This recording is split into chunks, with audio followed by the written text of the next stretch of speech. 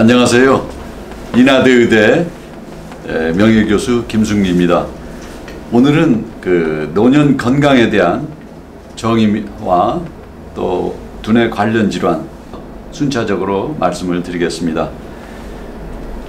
오늘 내용은 그 뇌혈관의 그 동맥 경화를 포함한 그 치매에서 말씀을 드리겠습니다. 그 일반적으로 노인이라면 65세 이상 이지만 이제 신체적, 정신적으로 그 기능과 능력이 감퇴하는 시기에 이제 달한 사람으로 이렇게 정의를 하지요. 하지만 뭐 노인에 따라서도 건강이 엄청 서로 다릅니다. 어떤 사람은 진짜로 아픈 사람이 있는가 하면 또 펄펄 나는 사람들도 있죠. 그런데 이제 결국은 이 건강이라는 게 어떻게 관리를 해 왔느냐에 따라서 개인마다 차이가 엄청 큽니다. 아마 여러 들으시는 선생님들께서도 항상 그 건강하게 그렇게 이제 노후를 보내시기를 원하실 겁니다. 2014년에 조사한 바에 의하면 우리나라 노인의 수명이 82세이지만은 건강한 수명은 이제 65세입니다. 그러니까 한 16년, 17년을 어떤 질병을 안고 이렇게 이제 나이가 들어가는데 아마 모든 분들이 다 건강하게 늙고 그러기를 바라실 겁니다. 그래서 어떻게 하면은 건강하게 17년을 골든타임을 누릴 수 있느냐, 아마 이게 여러분들의 목적이고 그 화두가 될 것 같습니다. 그 유엔에서는 아마 파격적인 2015년에 이제 평생 연령 보고라는 것을 보고를 했습니다.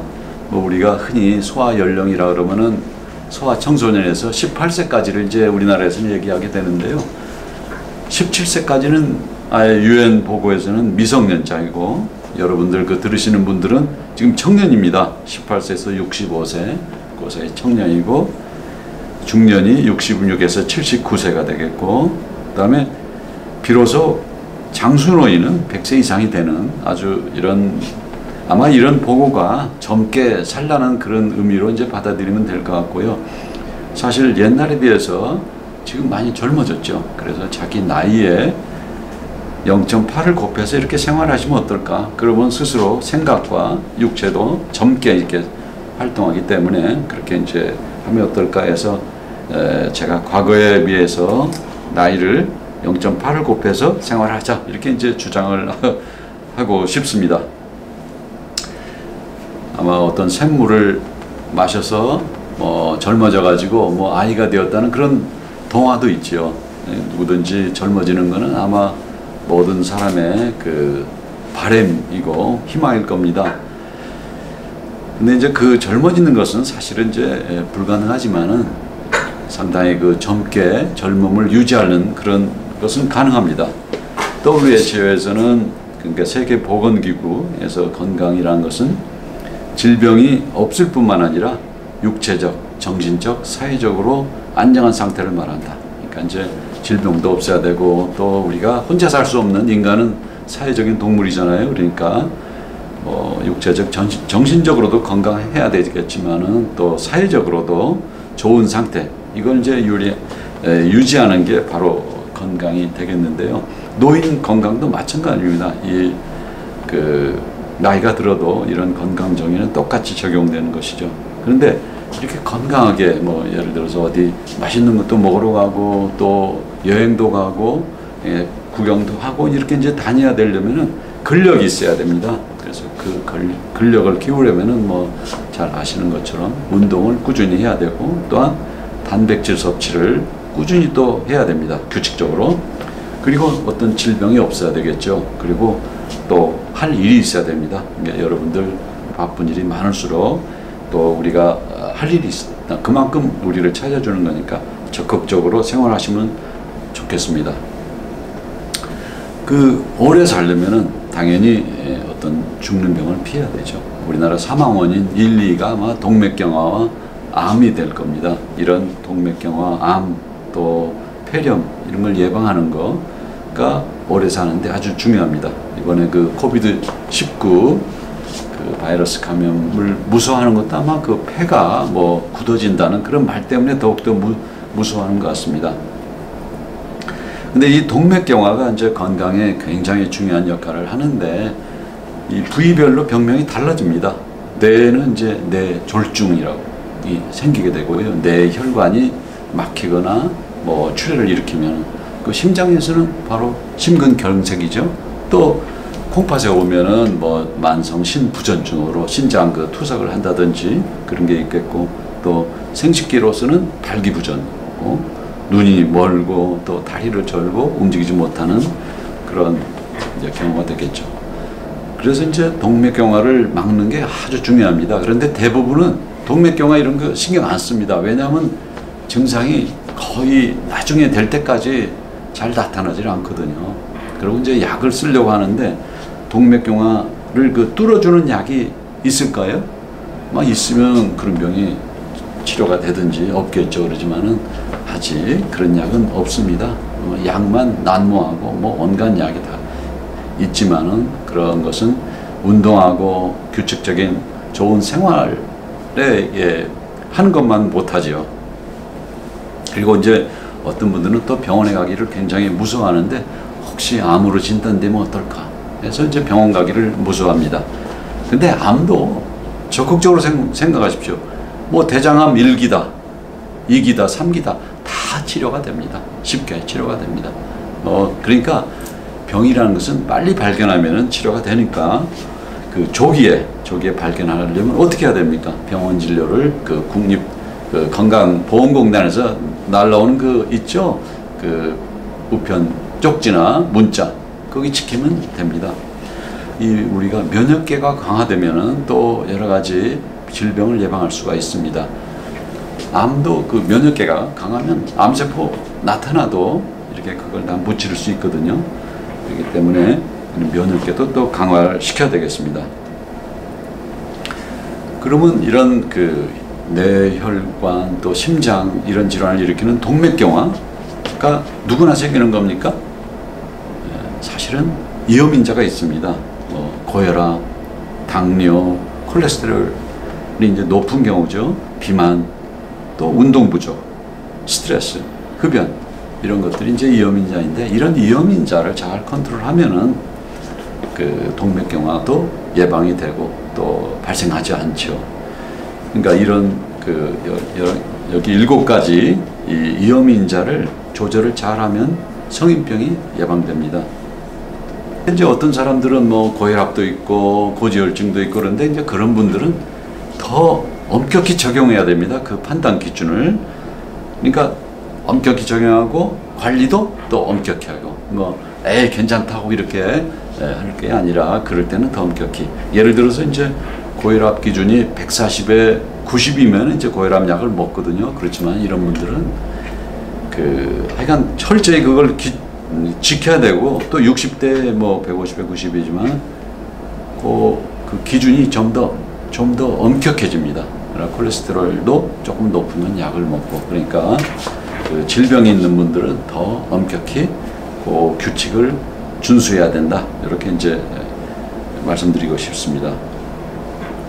사실 저도 그 고등학교, 대학교 동기 중에서 그 변호사가 되고 아주 머리도 좋고 그런데 이 당뇨가 심했는데 그 아무리 치료를 하라 해도 그걸 잘 지키질 않고 결국은 그 콩팥이 상해가지고 신장 투석을 하는데 일주일에 3번씩 그 신투석하는 게 보통 일도 아니고 정말로 그 한창 때 그러니까 그 가정으로서도 큰 비극이죠. 근데 그런 건강에 이상이 있다든지 그 조심하라고 그러면은 그 충고를 이렇게 그대로 따르면은 참 좋습니다. 뭐 여러분들 그 가정에서도 그렇지 않습니까?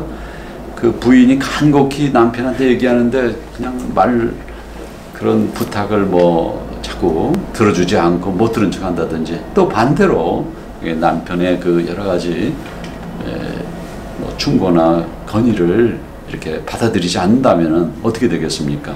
결국은 나중에 크게 이제 호미로 막을 것을 가래로도 못 막게 되는 그런 경우가 생기게 되죠. 그러면 이제 우선 오늘은 그 뇌 건강에 대해서 말씀을 드리겠습니다. 뇌는 뭐 여기 보면 세레브럼이라고 대뇌와 소뇌가 이렇게 있는데 뇌가 있음으로써 우리 인간이 만물의 영장이라는 소리를 듣지 않습니까? 뇌 건강이야말로 아무리 강조해도 지나치지 않을 것입니다. 근데 이 뇌는 사실 근으로 따져서 죄송합니다만 두근밖에 안 되거든요. 1.한 3kg 정도인데 반해서 그 산소 섭취나 영양분 섭취는 그 한 10배가 더 많죠. 그러니까 그만큼 중요한 기관이기 때문에 그렇습니다. 그러면 퀴즈를 제가 내겠습니다. 한번 풀어보십시오. 1, 2, 3, 4번이 있는데 1번 기억력 감퇴는 노화에 따르는 자연스러운 현상으로 인력으로는 어쩔 수 없다. 어쩔 수 없을까요? 사실은 어떤 사람에 따라서 노화가 빨리 되는 사람이 있고 아주 느리게 되는 사람이 있는데 우리 인력으로 할 수가 있는 겁니다. 두 번째, 두뇌 능력을 평가하는 가장 좋은 방법은 지능지수 측정이다. 그런가요?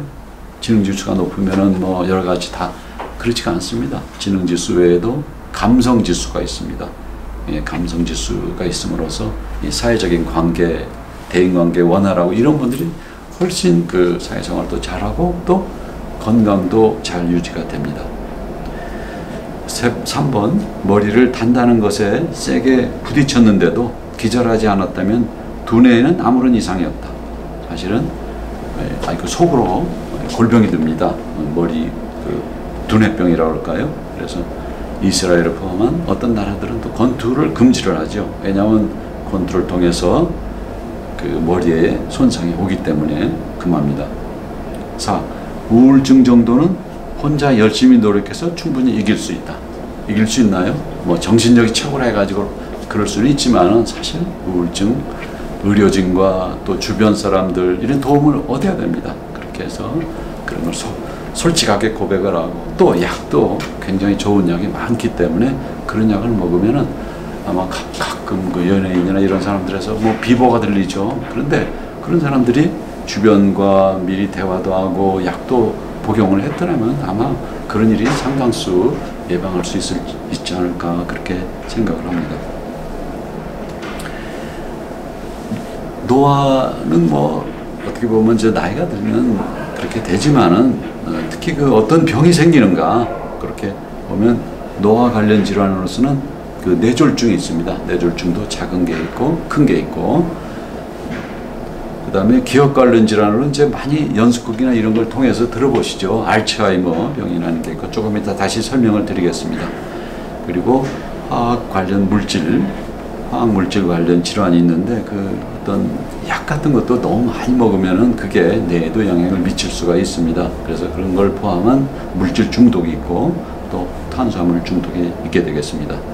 그 외에도 좀 복잡하지만 오늘은 간략히 이렇게 정리를 했습니다. 그러면 뇌졸중에 대해서 말씀을 드리겠습니다. 뭐 뇌기능이 졸지에 중지되었다 이렇게 이해하시면 쉽게 기억할 수 있을 것 같아요. 뇌졸중은 뇌혈관이 막혔다든지 뇌출혈이 생겨가지고 뇌조직이 이렇게 손상됨으로써 발생하는 중풍이라는 거 있죠. 중풍 이것이 바로 뇌졸중이 되겠습니다. 근데 불행히도 이런 질환은 전조 증상, 미리 예고하는 증상이 거의 없습니다. 갑작스럽게 당합니다. 어떤 증상이 있냐면은 주변에 이런 사람들이 있으면 꼭 진료를 받고 그래야 됩니다. 말이 힘들어지고 잘 나오지 않는다든지 발음이 정확하지 않고 어눌한 느낌이 든다. 한쪽 팔다리에 힘이 없어진다. 자신도 모르게 숟가락을 떨어뜨린다거나 차문을 열기에 들었던 열쇠를 툭 놓치는 경우가 있습니다. 또 한쪽 팔다리 또는 얼굴 감각이 이상해지고 입 한쪽으로 침을 흘립니다. 왜냐하면 이 머리가 이렇게 대칭으로 되어 있지만 한쪽이 손상이 오면은 그 반대쪽에 증상이 나타나거든요. 그래서 한쪽이 옵니다. 이게 동시에 양쪽이 오진 않거든요. 그리고 갑자기 세상의 반쪽이 잘 안 보이고 캄캄해진다든지 또 두통이 없던 사람이 심한 두통을 합니다. 거기다가 또 구토까지 하면은 더욱더 이제 머리 질환을 의심해야 되겠죠. 이럴 때는 반드시 전문의의 진료를 받아야 되겠습니다. 근데 이게 또 며칠 지나면 좋아지는 사람도 있거든요. 그래서 병원 가려던 생각을 접고 안 갈 수 있는데 그러다가는 정말로 진짜로 큰 뇌졸중이 옵니다. 반드시 전문의 진료를 받아야 되겠습니다. 여기 보시면은 우리 혈관은 이렇게 치료를 하지 않거나 관리를 하지 않으면 20대, 30대 점점 굵어집니다.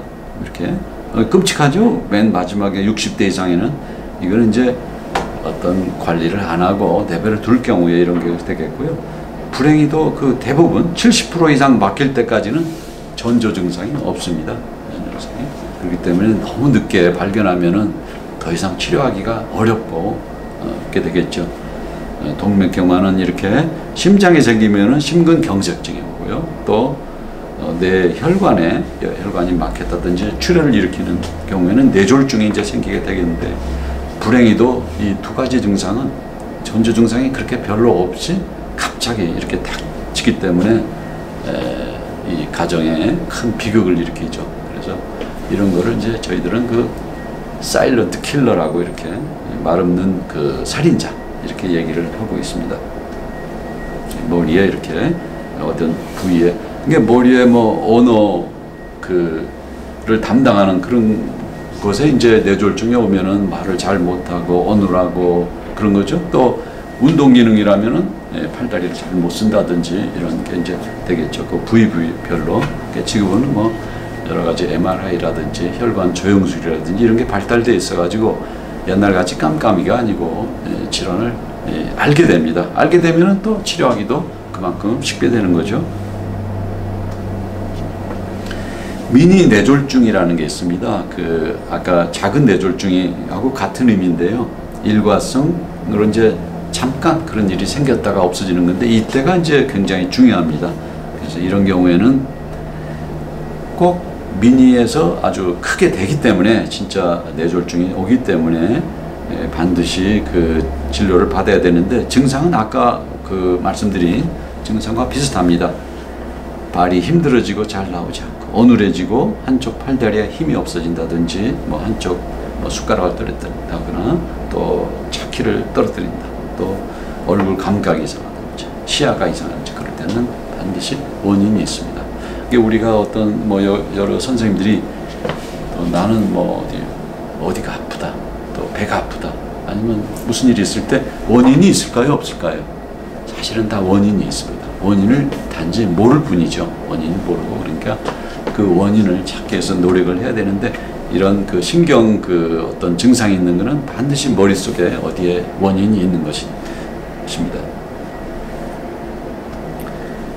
그래서 이런 미니 뇌졸중을 이렇게 대수롭지 않게 이렇게 여기는 사람도 있습니다. 뭐 자식들한테 피해를 주는 것 같기도 하고 그러니까 또 증상이 또 며칠 지나면 사라지고 그런데 이제 그럴 때 큰 비극이 생길 수가 있는 거죠. 그럴 때는 곧 병원을 찾아야 되고 특히 고혈압, 심장질환, 당뇨병, 고지혈증 등 질환이 있는 사람은 재발할 확률이 굉장히 높습니다.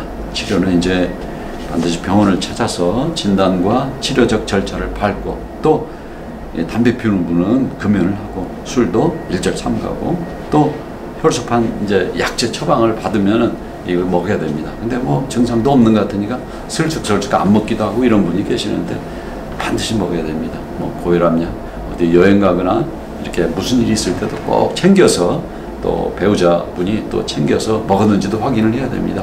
먹었다고 해놓고 또 안 먹는 사람들도 있거든요.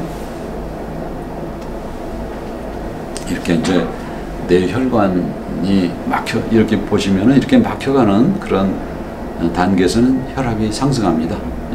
경동맥도 있습니다. 그 머리로 가는 그 혈액의 대부분을 이렇게 이 경동맥을 통해서 이 전달이 되게 되겠는데 오른쪽은 굉장히 심하게 좁아져 있죠. 이렇게 될 때까지 있으면은 나중에 치료도 어렵게 되기 때문에 물론 치료는 있습니다. 미리미리 그 증상을 알고 또 예방을 하고 치료를 하면 되겠습니다. 요즘은 그 혈압도 양쪽 팔로 이렇게 재라고 되어 있더라고요. 양쪽 뭐 한쪽으로만 재지 말고 양쪽을 재서 그전에는 이제 15 이상의 차이가 있으면 그랬는데 뭐 10 이런 차이가 있더라도 왜 그런지 병원 진료를 꼭 받아보시기 바랍니다. 혈압을 양쪽 팔로 재고 얼마나 차이가 나면은 그거에 대해서 진료를 받아야 된다. 이렇게 이제 그런 논문들이 최근에 많이 발표되고 있습니다.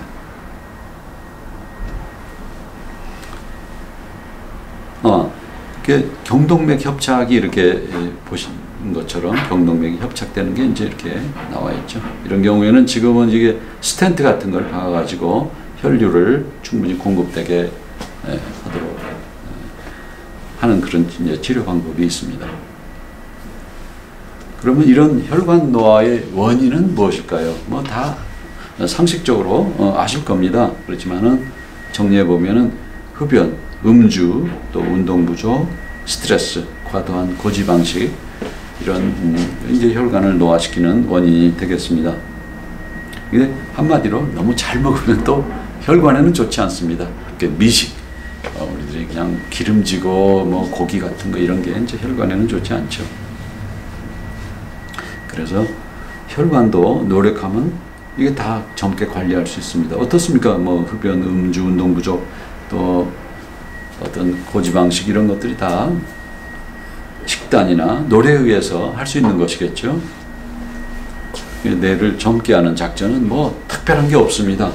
뇌를 운동시키고 또 뇌 기능을 좋게 하는 식품을 먹고 스트레스를 줄이고 또 비타민과 보조식품 이런 것도 이제 활용을 먹고 또 전문가를 만나보고 머리 안전에서는 이제 헬멧을 써야 되겠습니다. 뭐 자전거 타고 할 때도 혹시 다칠 거에 대비해서 꼭 헬멧을 써야 되겠습니다. 근데 지금은 이제 그 전문가도 뭐 주변에 그 의사 분들도 많고 또 한편으로는 유튜브나 이런 여러 가지 그 동영상 자료도 참 옛날에 비해서 엄청 많습니다. 아주 거기에 여러 가지 그 좋은 방법들이 많이 있기 때문에 노력함에 따라서 많이 이제 그런 여러 가지 그 다 정보를 얻고 시행할 수가 있는 것이죠. 항산화 물질이 상당히 중요한 게 되겠는데요. 역시 머리 건강에 또 항산화 물질이 중요합니다. 이 산화라는 건 이렇게 녹슨다는 거죠. 산화한다는 게 우리 몸을 녹슬게 하는 게 이제 산화가 되겠는데 그것을 막는 게 바로 항산화 물질, 안티옥시단트가 되겠습니다. 이 녹슬게 할 때 활성산소가 상당히 그 중요한 역할을 하는데요. 활성산소가 동맥경화나 뇌, 심장, 혈관계 장애, 노화나 바람에 관여를 합니다. 그래서 이런 활성산소를 없애게 하는 게 바로 젊게 하는 비결이다. 대표적인 항산화 물질로서는 비타민이 있습니다. 뭐 여기 C, E, A 뭐 이런 게 있지만은 그냥 비타민 전체로 이렇게 알고 계셔도 될 것 같고요. 특히 그 코엔자임 Q10이나 알파리포산, 글루타치온 이런 이제 것들이 그 대표적인 항산화 물질이 되겠습니다.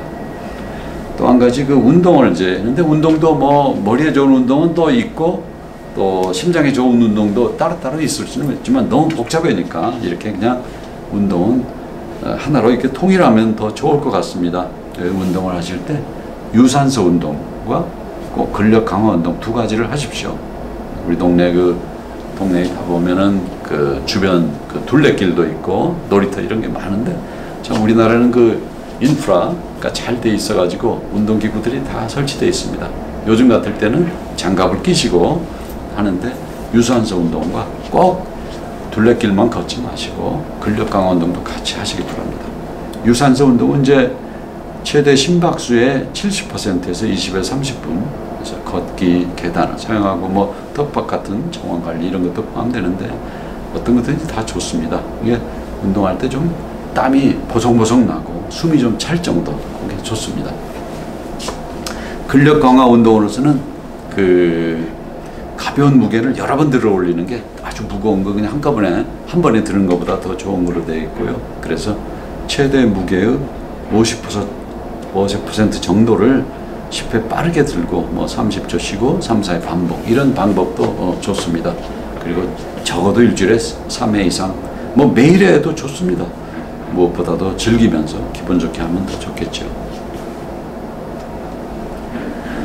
그럼 다시 한번 여러 선생님들께 문제를 드리겠습니다. 가장 걸리고 싶지 않은 병이 뭘까요? 근데 이제 아시겠지만 가장 걸리고 싶지 않은 게 1위가 그 치매입니다. 이제 이는 좀 달라. 뭐 사람에 따라서 뭐 암이라는 사람도 있고 뭐 심장질환도 있지만은 아마 그게 왜 그럴까요? 가장 걸리고 싶지 않은 병이. 그거는 이제 우리 그동안에 우리가 가지고 있던 인격체가 완전히 이탈된다고 그럴까요? 유체 이탈이랄까요? 그렇게 달라지기 때문에 사람들은 그걸 굉장히 겁을 내고, 당연하죠. 오늘은 내가 전혀 다른 사람이 돼버렸으면 얼마나 그 주변 사람들도 놀라고 본인은 물론이고요. 알겠습니까? 그래서 치매를 가장 무서워합니다. 치매는 이렇게 한자로는 좀 어렵게 돼 있는데요. 디멘치아라고 디멘치아 있습니다. 근데 치매는 후천적으로 발생한 뇌질환으로 인하여 인지기능 저하가 발생하여 일상생활에 장애가 있는 상태입니다. 이제 정신지체는 어려서부터 이제 발생하는 경우가 되겠는데, 이거는 멀쩡한 사람이 아주 사회생활도 잘하고 사회적으로 성공도 하고 그런 사람이 나중에 어떤 뇌질환이 생겨가지고 이상한 행동을 하는. 근데 그 이상한 행동이 뭐냐? 다발성 인지장애와 일상생활 장애가 있습니다. 그 두 가지가 있을 때 이제 치매로 정의를 내리는데, 치매는 질환명이 아니고 증상이고 증후군이 되겠습니다. 그러니까 그 치매의 증상에 대해서 A, B, C가 있는데요. 사실은 인지기능 장애, 이게 이제 뭐 기억력, 언어, 시공간 능력, 성격 이런 장애가 옵니다. 뭐 자기 기억이 뭐 특히 그 옛날 기억은 있는데 최근 어제 한 거 다 잊어버리고 다시 또 말하고 또 질문하고 이런 경우가 생겼고요. 또 일상생활 능력에 장애가 옵니다. 뭐 우리가 보통 하던 여러 가지 규칙적인 생활, 또 밥 먹고 그런 생활 자체가 잘 안 됩니다. 그렇게. 그리고 이제 행동 장애가 있고요. 그러니까 사람이 달라졌네 이런 느낌이 들면은 그게 좀 이상이 있는 겁니다. 평소에는 말도 하던 사람이 말도 안 하고 자꾸 이렇게 달라졌다. 뭔가 좀 달라졌다. 그러면 한번 진찰을 받아보는 게 좋습니다. 65세 이상 노인에서 이제 치매는 보통 한 10% 정도 있는 걸로 이제 되어 있거든요. 그런데 그 나이가 많아질수록 치매가 점점 늘어납니다. 85, 90세에서는 30%, 90세 이상에서는 40% 이상으로 증가한다. 이게 우리나라 노인 인구가 한 800만이 좀 넘는데 65세 이상 인구가 그게 10%면은 80만 명 정도 되겠죠. 근데 여기 통계에서 보면은 그 2020년에 84만 명으로 이제 그 보건복지부에서 이렇게 조사 발표한 게 있어요.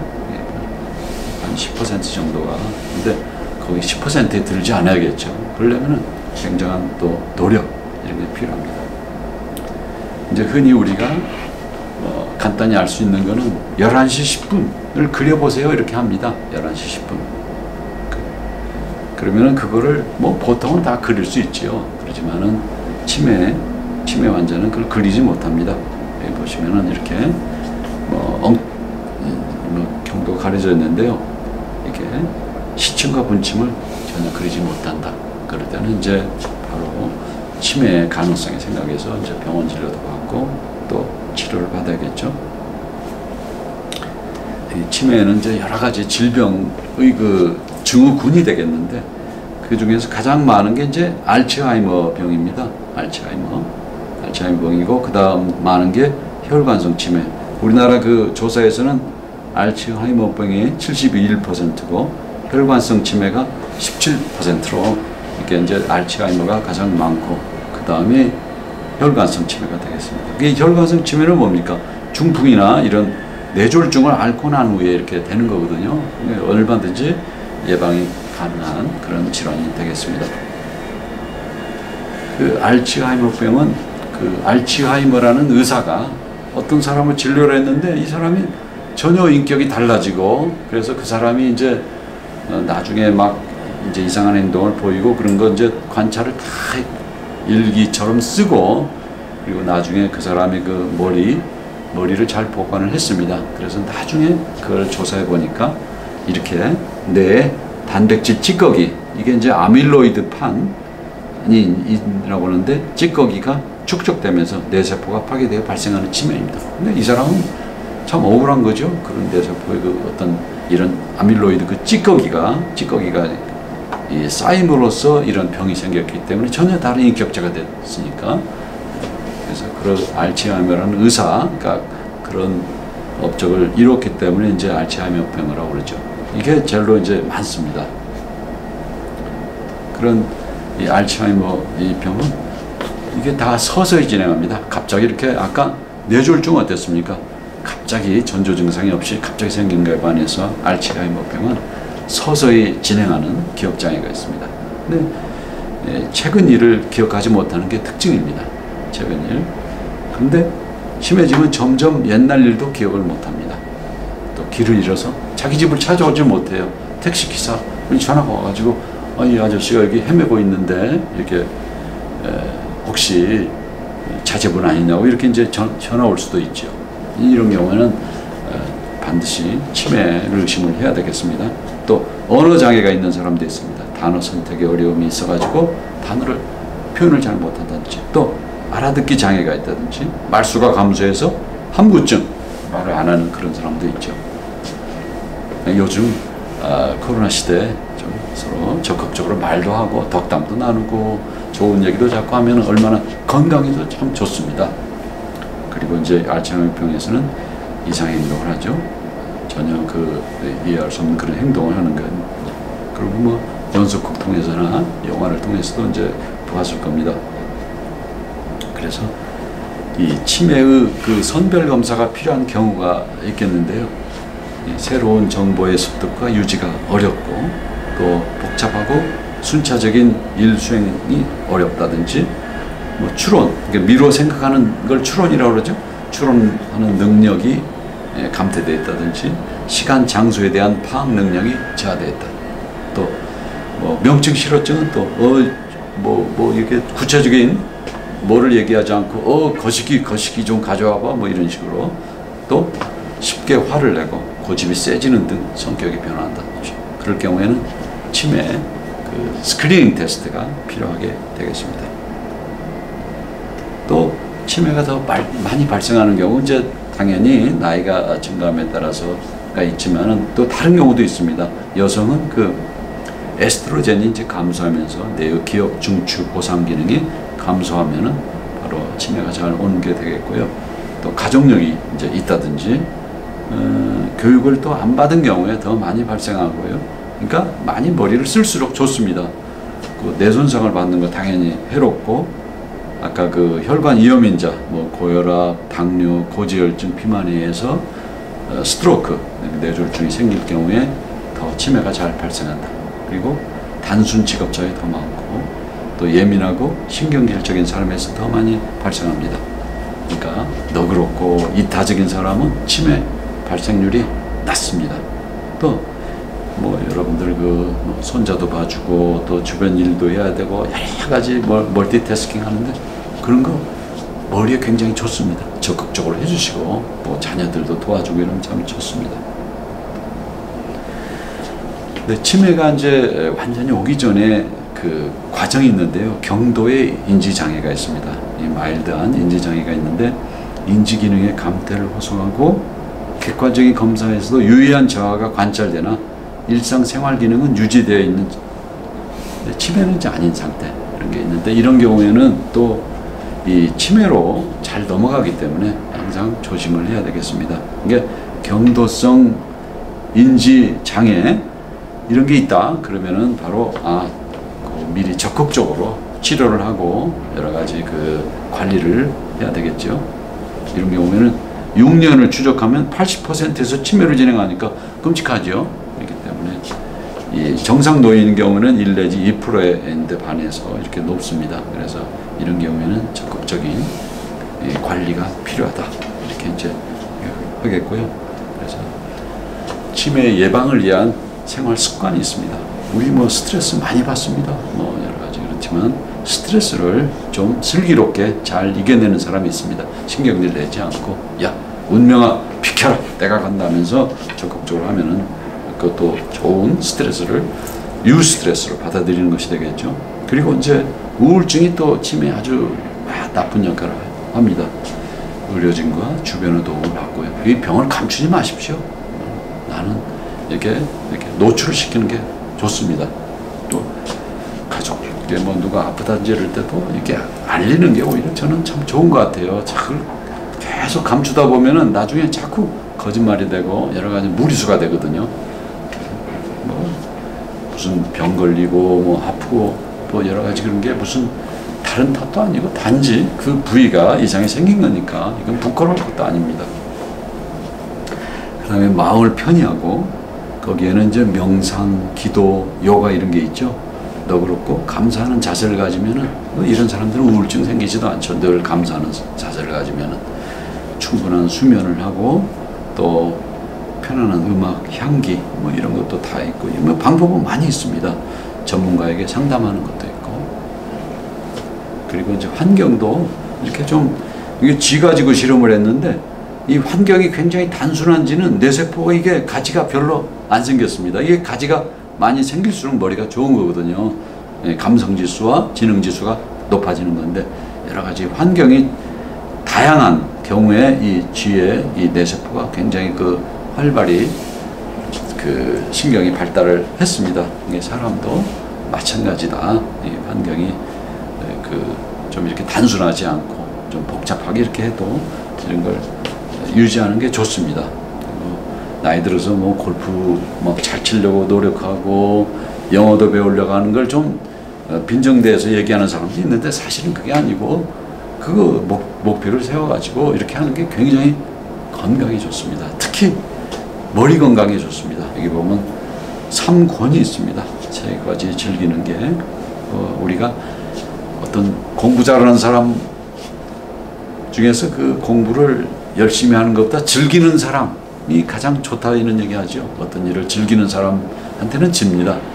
근데 여기 3권 일주일에 3번 이상 걷고 이런 것도 아주 즐거운 마음으로 하고 또 식사는 생선과 채소를 골고루 먹고 부지런히 읽고 쓰고 이런 걸 하면은 치매 예방에 아주 좋습니다. 또 3가지 행동을 또 하십시오. 정기적으로 건강 검진을 받고 또 가족 친구들과 자주 소통하고 매년 치매 조기 건강 검진을 받고 또 이런 보건 이런 관련 단체 여러 가지 도움도 있고 동영상들 이런 교육 이런 거 보면은 굉장히 도움이 될 겁니다. 두뇌 자극 활동 예를 보시면은 또 지적인 자극, 책 읽기, 외국어 배우기, 외국어도 뭐 또 2가지 이렇게 배우고 그러면 좋습니다. 뭐 복잡한 업무도 해보고 새로운 지식을 습득하고 어떤 분들은 그냥 옛날 지식 그대로 울고 먹고 이런 사람도 있는데 그거는 머리에 좋지 않습니다. 새로운 지식을 습득하려고 노력을 하면 아주 좋고요. 이 갑자기 허벅지 근육을 강화시키는 게 왜 나왔냐면 사실은 이 허벅지 근육이 강화되고 이렇게 운동을 하면은 머리도 굉장히 좋아집니다. 머리도. 그래서 특히 이런 큰 허벅지 근육을 포함한 큰 근육을 강화시키면은 머리에도 좋고 또 그리고 자기 몸에 익숙하지 않은 그런 운동을 해도 좋습니다. 수영 이런 거 배우고 자전거도 못하는 사람 한번 좀 투자를 해가지고 자전거도 좀 배워보십시오. 그리고 이제 오감을 다 사용하면 좋습니다. 또 원예요법, 텃밭 가꾸기, 뭐 저는 뭐 동네 한 80평 되는 땅을 4-5명에서 이렇게 텃밭을 가꾸는데 상당히 좋습니다. 바쁠 때는 또 다른 사람이 해주고. 그다음에 뜨개질 이런 것도 이렇게 손 운동을 많이 하면은 머리에 좋습니다. 손 담당하는 그 신경이 발달해가지고 그룹 활동을 한다든지 사회 활동을 하고 또 주간 보호센터를 이용한다든지 이러면 아주 좋습니다. 근데 이제 5년 전에 2015년이니까 통계이긴 하지만은 그 치매 환자는 누가 돌보는가 보면은 이렇게 보면은 배우자, 딸, 아들, 며느리 이 순서입니다. 참 그러니까 뭐 얼마나 힘들겠습니까? 그거를 또 거기다가 또 뭐 보호자 교대가 있는가 없는가 조사했더니 없다가 55%입니다. 뭐 10%라도 많은데 사실은 이런 정말로 치매 환자가 있으면 가족들이 굉장히 힘들죠.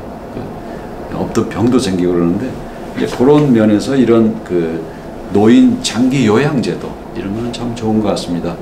노인성 질병으로 거동이 불편하여 일상생활을 혼자서 하기 어려운 노인에게 신체 활동 또는 가사 활동 지원하는 제도 뭐 이런 게 지원 사항으로는 이제 방문 요양 서비스 지원을 하고 전문 요양사 파견 및 관리 가족 요양 제도를 연결해 가지고 이렇게 항상 그 연결하면은 좋은 그 여러 가지 혜택을 받을 수가 있게 되겠죠. 또 그 노인 주간 보호센터라는 게 있더라고요. 장기 요양 그 1에서 5 등급자 이런 분들이 이제 이렇게 9시부터 18시까지 이렇게 이제 있는데 상당히 그 가족들한테 큰 도움이 되더라고요. 하루 종일 있지 않으니까.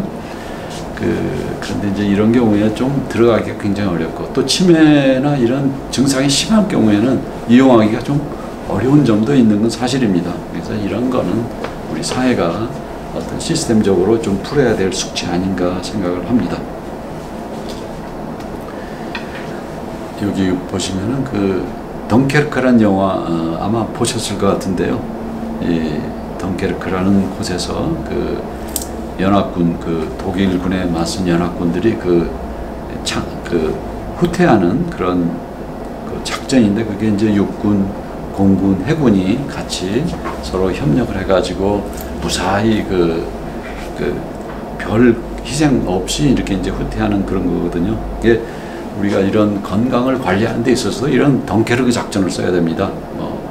여러 가지 방법을 한 가지 약물로만 또 뭐 무슨 음식으로만 이런 게 아니라 약물, 음식, 또 의료진, 여러 가지 주변 사람들 또 그런 걸 모든 작전을 다 합치는 그런 작전으로 해야지 아주 효과를 거둘 수 있게 되겠습니다. 대단히 감사합니다.